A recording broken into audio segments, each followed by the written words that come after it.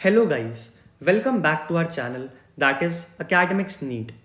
बेटा आज हम एक नया चैप्टर स्टार्ट कर रहे हैं दैट इज़ करंट इलेक्ट्रिसिटी। सही है, मैंने आपको ऑलरेडी बता रखा है बेटा, बहुत ज़्यादा थ्योरी व्योरी हमको पढ़ने की ज़रूरत नहीं है।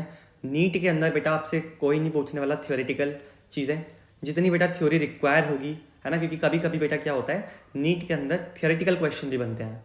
तो बेटा वो हर टॉपिक नहीं होता ऐसा, है ना, कुछ पर्टिकुलर टॉपिक्स होते हैं बेटा, उनकी थ्योरी हम डिटेल में कवर करेंगे। ऑब्वियसली बेटा एनसीईआरटी को साथ लेकर चलेंगे, है ना। एंड मेन फोकस बेटा हमारा रहेगा न्यूमेरिकल्स पे। अब आपको पता है बेटा करंट इलेक्ट्रिसिटी चैप्टर है ना, करंट इलेक्ट्रिसिटी चैप्टर है बेटा। यहाँ से बेटा थियोरेटिकल क्वेश्चन भी बनते हैं और साथ साथ बेटा मोस्ट ऑफ द क्वेश्चन क्या बनते हैं, न्यूमेरिकल्स बनते हैं। तो हमारी बेटा अच्छी खासी कमांड होनी चाहिए दोनों टॉपिक्स के ऊपर, न्यूमेरिकल्स के ऊपर भी होनी चाहिए एंड साथ साथ थ्योरेटिकल क्वेश्चन दिया है बेटा, तो वो भी हमारा गलत नहीं होना चाहिए। 2 से बेटा 3 क्वेश्चन बेटा इस चैप्टर से पूछे जा सकते हैं, तो कहीं ना कहीं बेटा हमारे लिए बहुत इंपॉर्टेंट चैप्टर है ये। सही कह रहा हूँ मैं। चलिए स्टार्ट कर रहे हैं फिर बेटा हम क्या अपना topic that is current electricity. देखो सबसे पहले हम बच्चों वाली बातें कर लेते हैं जल्दी जल्दी, है ना, कि करंट इलेक्ट्रिसिटी होता क्या है सर। देखो करंट इलेक्ट्रिसिटी बेटा वो साइंस की एक ब्रांच है ना, वो फिजिक्स की एक ब्रांच है बेटा, जो कि डील करती है किससे, एक मिनट यार ये स्पेलिंग थोड़ी गड़बड़ हो गई, है ना, इलेक्ट्रिसिटी। देखो वो ब्रांच ऑफ साइंस जो कि डील करेगी किससे, चार्जेस से। और चार्जेस भी कब, जब वो बेटा मोशन में होंगे। आपको याद आ रहा है बेटा, जब मैंने आपको चार्जेस ऑन रेस्ट वाली बात कही थी ना, तब हमने बेटा ऑलरेडी वाली चीज़ पढ़ रखी है, हम पढ़कर ही तो आए हैं अभी अभी। क्या पढ़ा था हमने, इलेक्ट्रोस्टैटिक्स पढ़ा था। तो ये क्या था, चार्जेस ऑन रेस्ट। वही बात बेटा जब चार्जेस किस में आ जाएंगे, मोशन के अंदर आ जाएंगे। जब चार्जेस के अंदर किसके अंदर आ जाएंगे, मोशन के अंदर आ जाएंगे, तो बेटा हम उसको कहते हैं या तो इलेक्ट्रोडायनामिक्स, क्या कह दिया बेटा हमने, इलेक्ट्रोडायनामिक्स, या फिर बेटा हमने कह दिया करंट इलेक्ट्रिसिटी।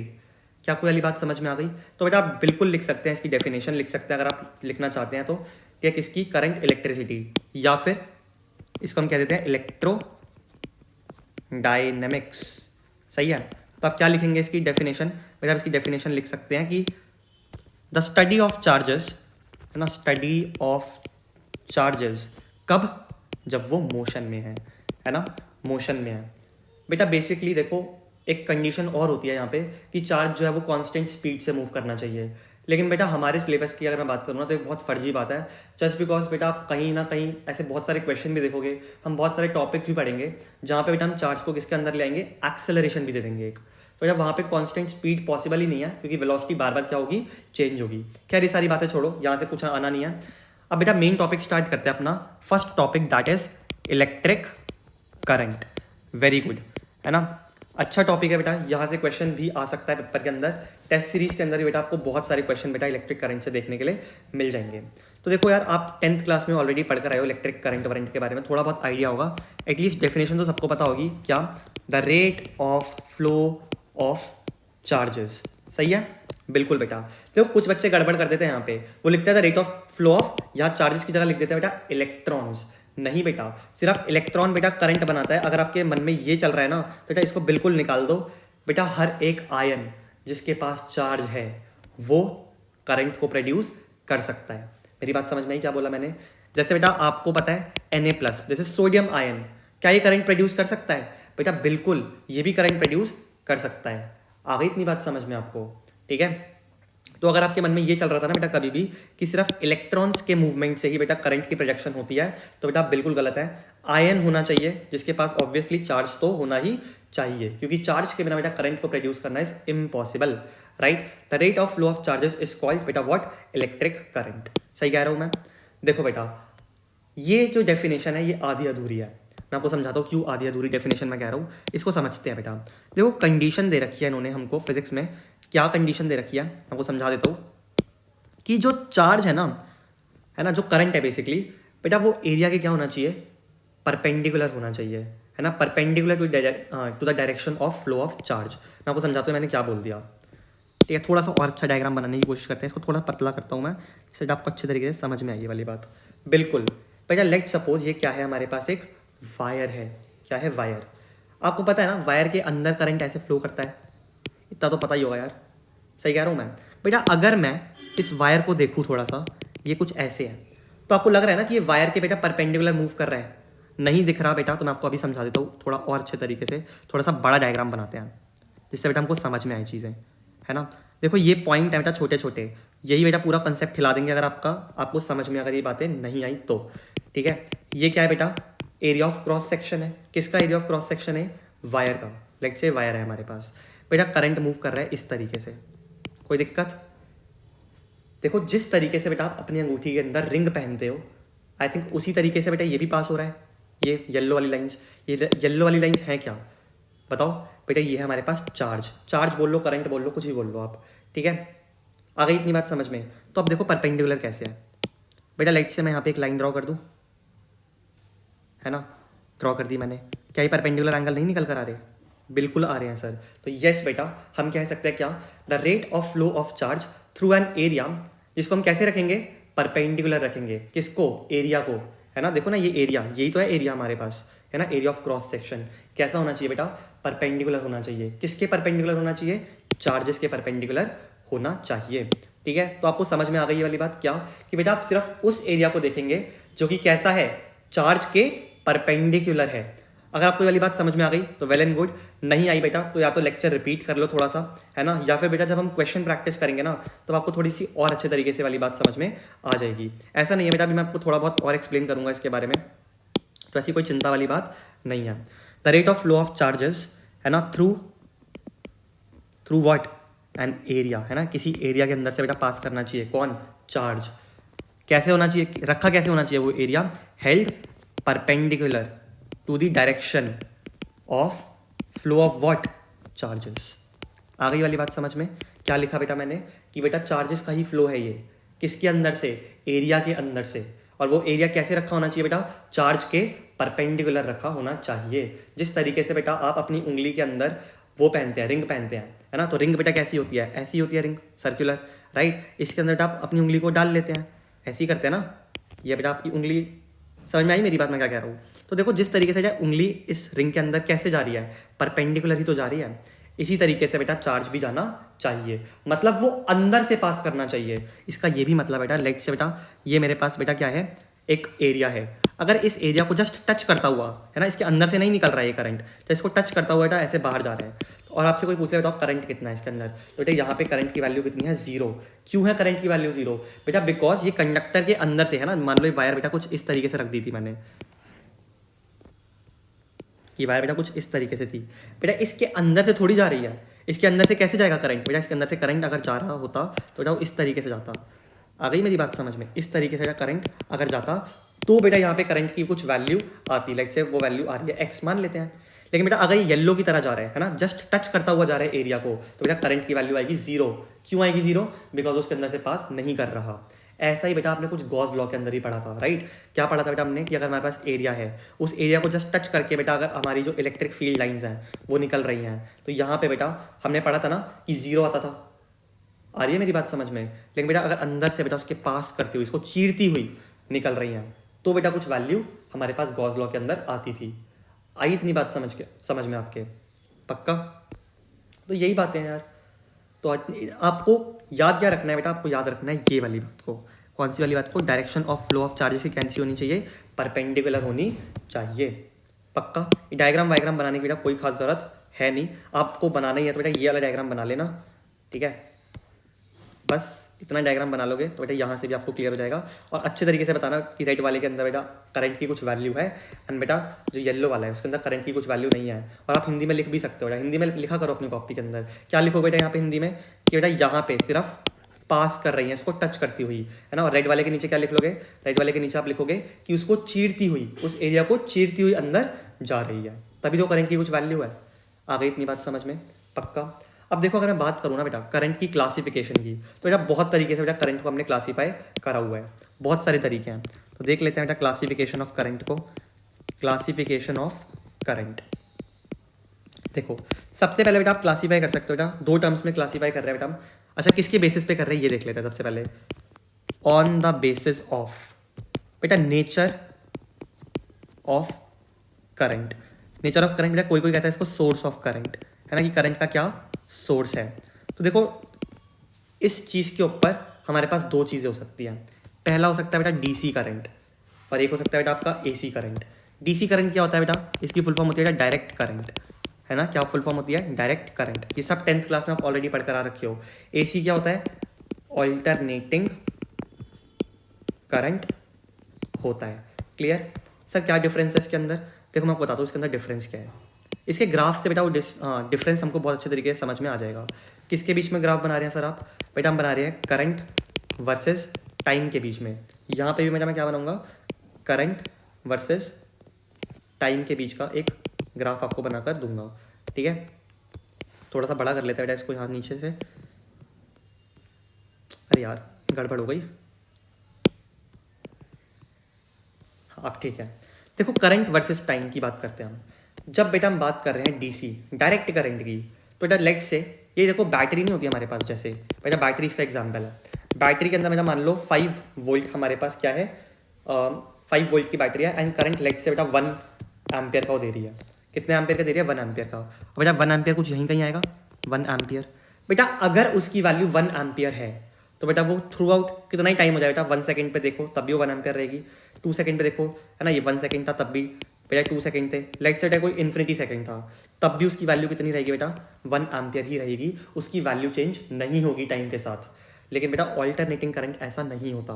बेटा वो जीरो से शुरुआत होती है उसकी, वो मैक्सिमम पे जाता है, फिर बेटा मिनिमम पे जाता है अपनी, और बेटा एक टाइम पे वापस आके जीरो भी हो जाता है। कुछ इस तरीके का ग्राफ आपको देखने के लिए मिलेगा किसके अंदर, ऑल्टरनेटिंग करंट के अंदर। ये दोनों डिफरेंस बेटा आपको बहुत अच्छे तरीके से क्लियर होने चाहिए। इस चैप्टर की बेटा बात हम करें तो बेटा हम क्या पढ़ेंगे, डायरेक्ट करंट ही सिर्फ पढ़ने वाले हैं। सर ऑल्टरनेटिंग करंट हमको पढ़ना है क्या? बिल्कुल बेटा, आप अपने फिजिक्स के बेटा कुछ चैप्टर्स आगे पलटो, शायद से बेटा 7th या 6th चैप्टर आपका कौन सा है, ऑल्टरनेटिंग करंट ही होगा। क्या आपको वाली बात समझ में आ गई? पक्का। तो एसी बेटा अभी हमको बात नहीं करनी है एसी के बारे में, हमको अभी सिर्फ बात करनी है डीसी के बारे में, है ना, डीसी के बारे में। तो आप कैसे लिखोगे इसको बेटा, देखो मैं आपको नोट्स बताता हूँ किस तरीके से आपको बनाने हैं।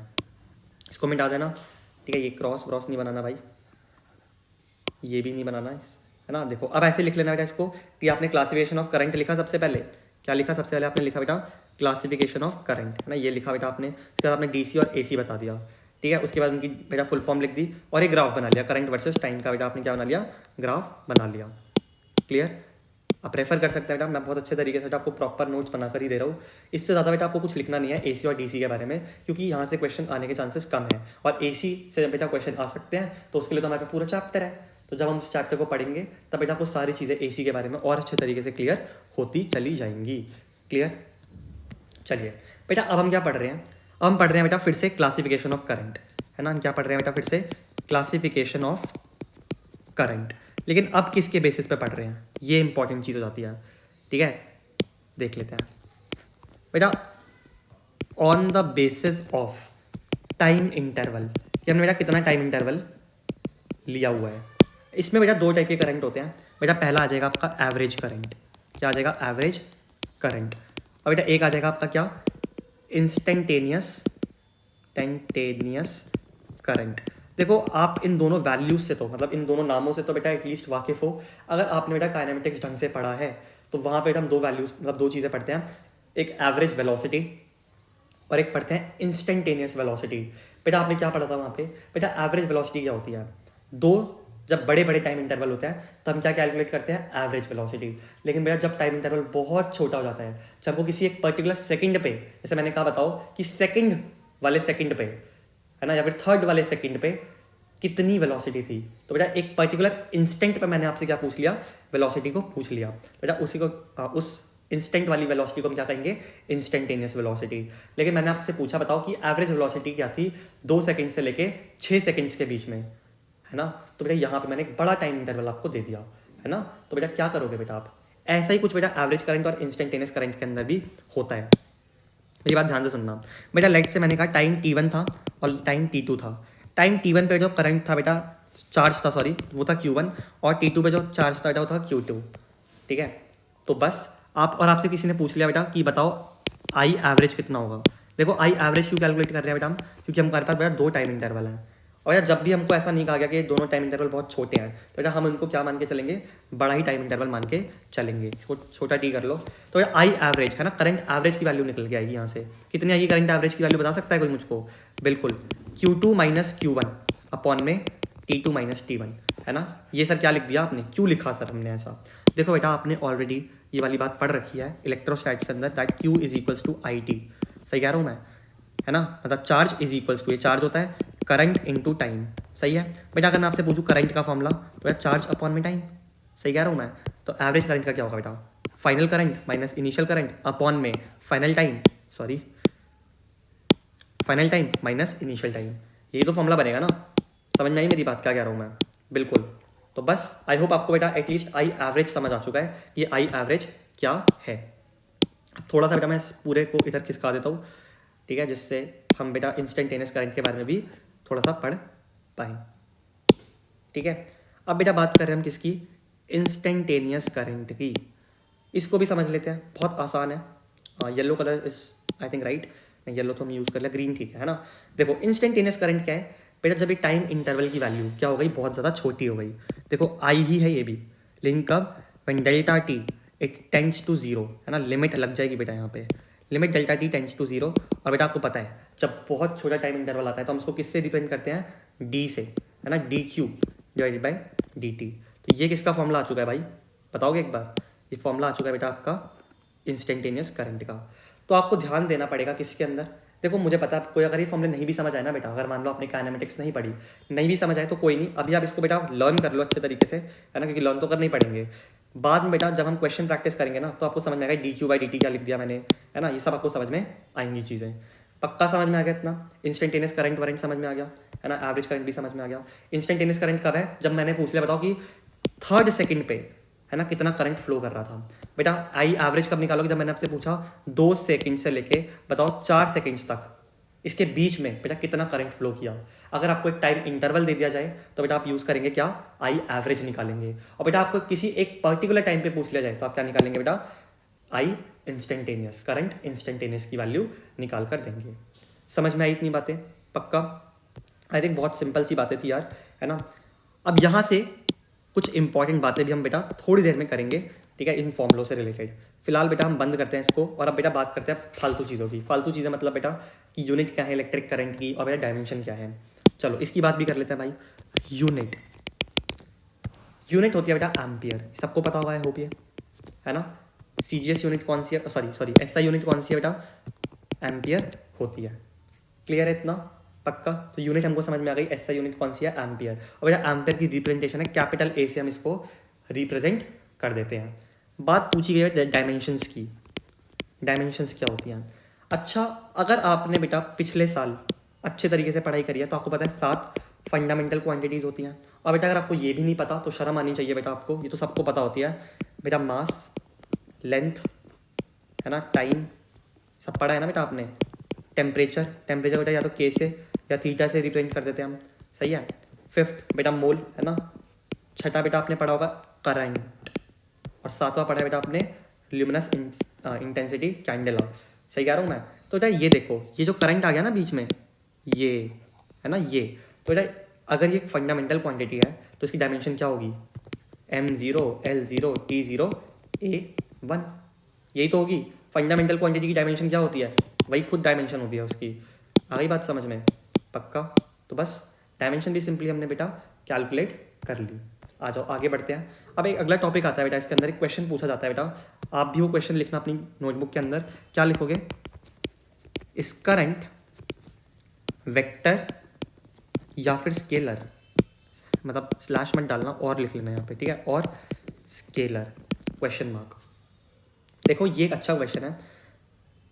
हमको पता है बेटा कि जो करंट है ना उसके पास बेटा मैग्नीट्यूड तो होता ही है। जैसे मैंने बेटा करंट लिखा 2 एम्पियर, है ना, लिखा ना मैंने 2 एम्पियर, मैग्नीट्यूड तो है हमारे पास, है ना, मैग्नीट्यूड है किसके पास बेटा, ये 2 क्या है, मैग्नीट्यूड ही तो है किसका, करंट का।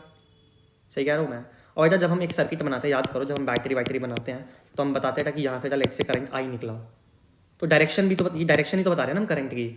तो करंट के पास बेटा मैग्नीट्यूड भी है, करंट के पास डायरेक्शन भी है, तो क्या हुआ, current is a vector quantity, है ना।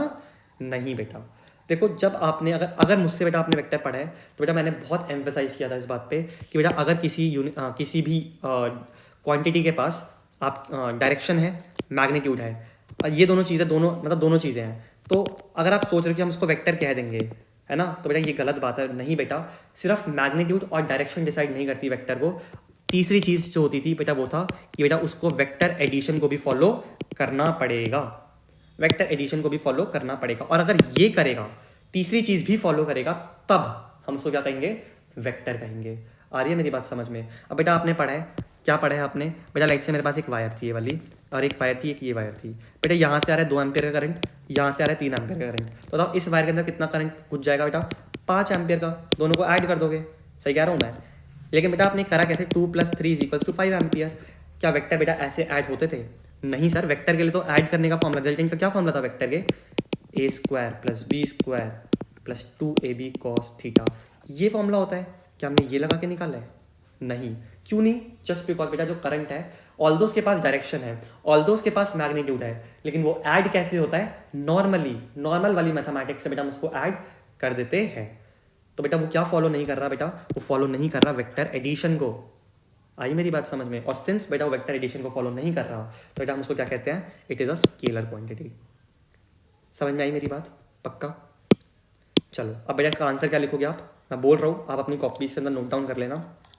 लिखो current is a scalar quantity. लिख लिया?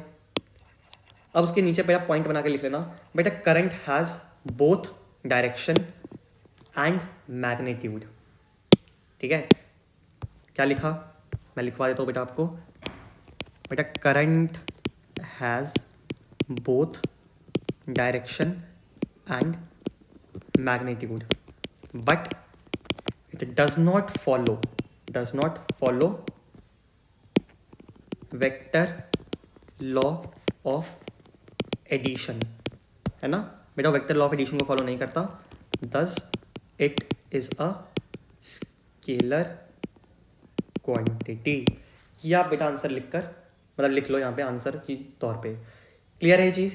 पक्का? अब देखो वैसे मैं आपको बता दूँ बेटा कि ऐसी क्वांटिटीज जिसके पास बेटा डायरेक्शन भी हो, मैग्नीट्यूड भी हो, बट फिर भी वो स्केलर ना हो, सॉरी पर फिर भी वो वेक्टर ना हो, तो बेटा ऐसी क्वांटिटीज़ को वैसे हम क्या कहते हैं? टेंसर क्वांटिटीज़ कहते हैं।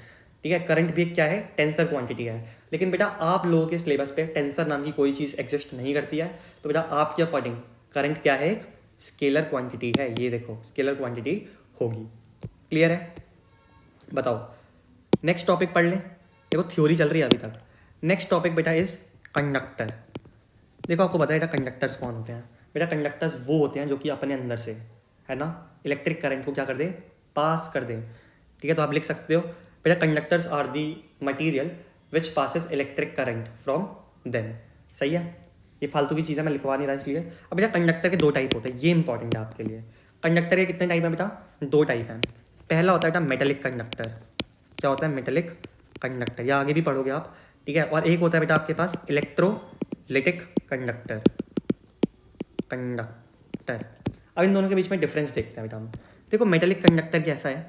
जैसे बेटा एक वायर हो गई, है ना, कॉपर की वायर बना दी मैंने। जैसे मान लो बेटा क्या है? एक कॉपर की वायर मैं आपके लिए बना रहा हूँ। कॉपर की वायर बना दी लाइक से मैंने। बेटा कॉपर की अगर ये वायर है तो इसके अंदर इलेक्ट्रॉन भी होंगे। बिल्कुल होंगे सर।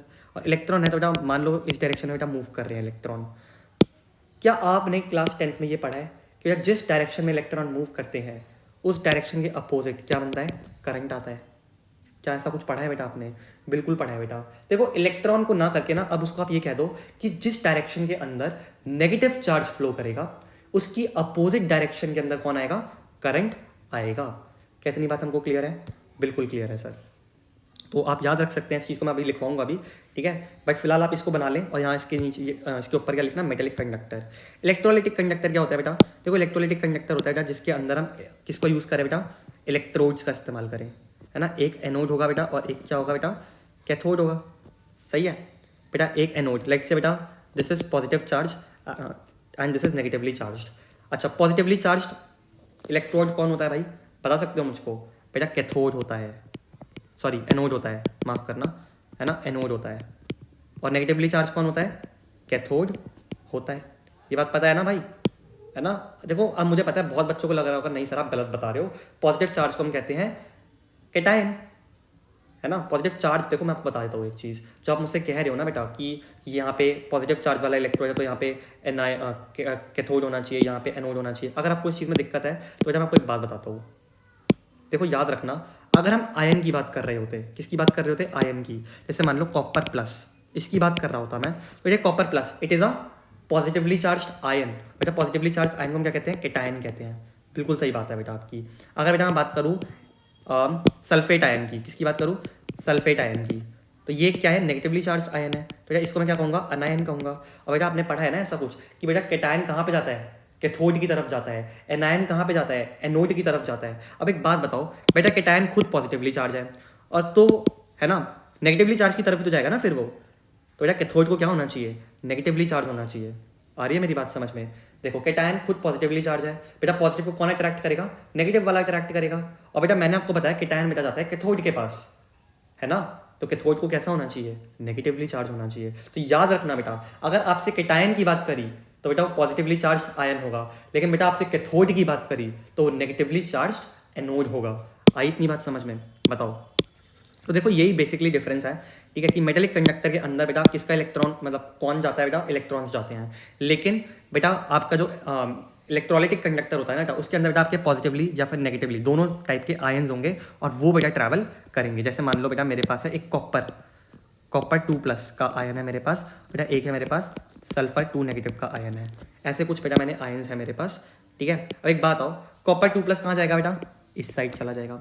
सल्फेट आयन कहाँ जाएगा, इस साइड जाएगा। क्यों? बिकॉज नेगेटिव वाला बेटा पॉजिटिव की तरफ, पॉजिटिव वाला नेगेटिव की तरफ। अब एक बात बताओ मुझको, अभी थोड़ी देर पहले बेटा मैंने आपको वाली बात बताई है कि जिस डायरेक्शन के अंदर नेगेटिव चार्ज फ्लो करेगा उसकी अपोजिट डायरेक्शन के अंदर क्या आएगा, करंट आएगा। तो बेटा अगर नेगेटिवली चार्ज बेटा इस डायरेक्शन में मूव कर रहा है तो बेटा पॉजिटिव चार्ज अगर नेगेटिव चार्ज बेटा इस डायरेक्शन के अंदर मूव कर रहा है तो करंट इसकी अपोजिट डायरेक्शन में आना चाहिए, मतलब करंट की डायरेक्शन हो जाएगी बेटा ये इरेजर कहाँ से खुल गई पता नहीं, ठीक है। ये हो जाएगी बेटा किसकी डायरेक्शन, करंट की डायरेक्शन। तो आई की डायरेक्शन की ये हो गई, किसकी वजह से आई है बेटा, ये सल्फेट आयन की वजह से, नेगेटिव चार्ज की वजह से आई है। बेटा बात करते हैं हम पॉजिटिव चार्ज की तरफ से क्या होगा। देखो याद रखना, मैंने आप यार इतना तो दिमाग खुद ही लगा सकते हो, जब मैंने आपको ये बात कह दी कि जिस डायरेक्शन में नेगेटिव चार्ज फ्लो कर रहा है उसके अपोजिट डायरेक्शन में करंट आएगा, तो जिस डायरेक्शन में बेटा पॉजिटिव चार्ज फ्लो कर रहा है उसी डायरेक्शन में क्या आएगा, करंट आएगा। बेटा पॉजिटिव चार्ज बेटा इधर फ्लो कर रहा है तो करंट भी इधर ही फ्लो करेगा, तो ये आई आ गया।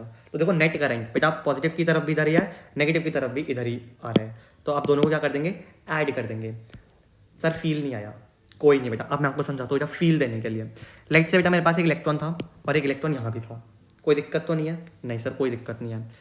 मैंने क्या किया बेटा, इस इलेक्ट्रॉन को बेटा भगा दिया। अब एक बात हो बेटा, आपको पता है जब एक इलेक्ट्रॉन को मैं भगा दूंगा तो उसकी यहाँ पे पॉजिटिव चार्ज आएगा नहीं आएगा, बिल्कुल आ जाएगा। बेटा इलेक्ट्रॉन क्या है, नेगेटिवली चार्ज है, सही कह रहा हूँ ना मैं, इलेक्ट्रॉन क्या है, नेगेटिवली चार्ज है। अब एक बात बताओ बेटा, अगर वापस बेटा यहाँ पे इलेक्ट्रॉन आ जाए तो क्या पॉजिटिव चार्ज गायब हो जाएगा, बिल्कुल हो जाएगा। सर क्यों आया था बेटा पॉजिटिव चार्ज, इलेक्ट्रॉन की जाने की वजह से आया था।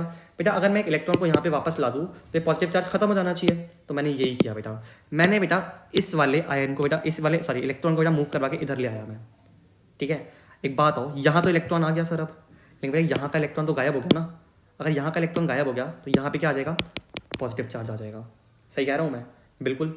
अब एक बात बताओ मुझको, अब देखना बेटा कौन किस तरीके से मूव किया है।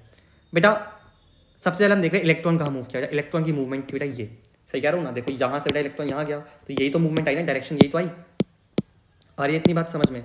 बताओ। बिल्कुल सर, बेटा इलेक्ट्रॉन की मूवमेंट की डायरेक्शन थी ये, लेकिन बेटा करंट कहाँ बनता है, इलेक्ट्रॉन की मूवमेंट के अपोजिट बनता है सर। तो बेटा करंट की डायरेक्शन आ गई है, यही करंट की डायरेक्शन किसकी वजह से आई है वाली, इलेक्ट्रॉन की वजह से आई। Very good. दूसरी बात देखो बेटा, पॉजिटिव चार्ज भी तो मूव करता हुआ दिखाई दिया ना। देखो पॉजिटिव चार्ज पहले यहाँ था अब यहाँ आ गया, तो बेटा पॉजिटिव चार्ज इधर से इधर मूव किया है, सही कह रहा हूँ मैं, बिल्कुल सर। बेटा पॉजिटिव चार्ज बेटा इधर मूव किया ना, ये किसकी मूवमेंट दिखाई है बेटा, मैंने पॉजिटिव चार्ज की मूवमेंट दिखाई है। करंट कहाँ पे आएगा बेटा, इधर ही तो आया करंट, है ना। तो आप ऐड कर दो इन दोनों को, आपके पास नेट करंट निकल कर आ जाएगा। देखो मुझे पता है अभी आपको कुछ समझ नहीं आया, बहुत ज़्यादा नहीं आया होगा, लेकिन इतना ज़रूर आ गया होगा कि जिस डायरेक्शन में बेटा पॉजिटिव चार्ज फ्लो करेगा उसी डायरेक्शन में करंट फ्लो करेगा। वही मतलब डायरेक्शन है किसकी, करंट की, सही है। जिस डायरेक्शन में बेटा नेगेटिव चार्ज फ्लो करेगा उसकी अपोजिट डायरेक्शन लेनी है आपको करंट की डायरेक्शन के लिए। आगे इतनी बातें समझ में? पक्का बेटा, ये सब सिर्फ समझाने के लिए था, यहाँ पे कुछ आपको ऐसा नहीं है जो उतारना पड़े। क्लियर? तो इनडायरेक्ट डायग्राम्स को बना लेना और यहाँ पे लिख लेना बेटा। देखो थ्योरेटिकल पार्ट है बेटा, तो यहाँ पे बेटा मेटेलिक के नीचे लिखना बेटा करंट क्यों आता है बेटा यहाँ पे, देखो करंट बेटा comes due to flow of electrons. यहाँ पे बेटा करंट क्यों आया? बेटा current comes due to flow of negative and positively charged ions. आ गई बात समझ में? पक्का? तो नेगेटिव और बेटा पॉजिटिव चार्ज बेटा कहाँ फ्लो कर रहे हैं बेटा? आपके इलेक्ट्रोलाइटिक कंडक्टर के अंदर। मेटालिक कंडक्टर के अंदर कौन फ्लो कर रहा है बेटा? इलेक्ट्रॉन्स फ्लो कर रहे हैं। सिंपल सी बातें थी। अब देखो कुछ बातें हैं जो बहुत इंपॉर्टेंट है बेटा, आप नोट करके लिख लेना भाई इन बातों को। पहली बात, डायरेक्शन ऑफ करंट क्या होगी? Opposite to the direction of negative charge. क्या पहली बात क्लियर है? दूसरी बात भी देख लो भाई। दूसरी बात है भाई, direction of current is equal to direction of positive charge. I hope बेटा मैंने आपको दोनों बातें समझा दी थी कि पॉजिटिव चार्ज जिस डायरेक्शन में मूव करेगा उसी डायरेक्शन में करंट बनेगा, नेगेटिव चार्ज जिस डायरेक्शन में बेटा फ्लो करेगा उसकी अपोजिट डायरेक्शन के अंदर आपका क्या बनकर आएगा? करंट बनकर आएगा। क्लियर है सारी की सारी बातें? आई थिंक बहुत आसान सी चीज़ें बेटा हमने पढ़ी हैं, है ना? इनको आप अच्छे तरीके से रिवाइज करना जो भी बेटा मैंने आपको आज की क्लास के अंदर पढ़ाया है। एंड जो नेक्स्ट लेक्चर होगा बेटा उसके अंदर हम बेटा बहुत सारे क्वेश्चन प्रैक्टिस करेंगे। क्या करेंगे? बहुत सारे क्वेश्चन प्रैक्टिस करेंगे। देखो मैं आपको ना एक छोटी सी चीज़ और बता देता हूँ क्योंकि मुझे लगता है उसके अंदर आपको फील ना ज़्यादा आई नहीं है। दैट इज़ बेटा i is equals to D Q by D t, है ना? ये कहाँ का फॉर्मूला लिखा है बेटा मैंने? इंस्टेंटेनियस का। अब मेरी बात ध्यान से समझना, इसका मतलब क्या है बेटा? मान लो आपको निकालना है, चलो एक काम, चलो अभी मैं बता ही देता हूँ बेटा आपको।